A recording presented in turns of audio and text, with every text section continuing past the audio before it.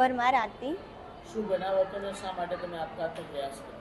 આપઘાતનો પ્રયાસ એટલે કર્યો છે કે તારીખ 10ના રોજ કિરણબેન ચૌહાણ દ્વારા જાતીય ભેદભાવ અને માનસિક ટોર્ચર, એ બેનને કોઈ પ્રકારની કામગીરી આવડતી નથી, એટલે મેં એ બેનને ખાલી એમ કીધું કે બેન હું તમને શીખડાવી દઉં છું, તો એ બેને એમ કીધું નોનસેન્સ, તારી ઓકાત શું, તારી ઓકાત તો કચરા પોતા કરવાની છે। આ બાબતે બબાલ થઈ।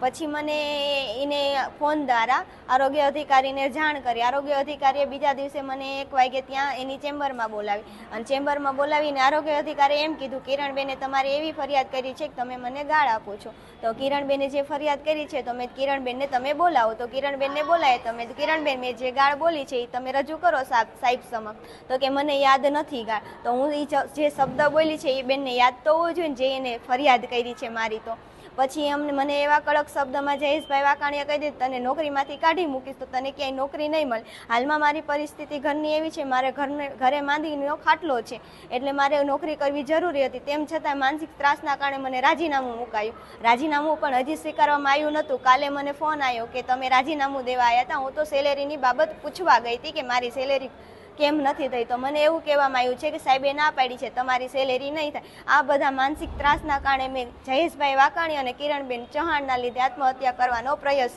કર્યો। માંગ એ છે કે જયેશભાઈ વાકાણી અને કિરણબેન વિરુદ્ધ પોલીસ FIR હાથ ધરે અને કડક કાર્યવાહી કરે।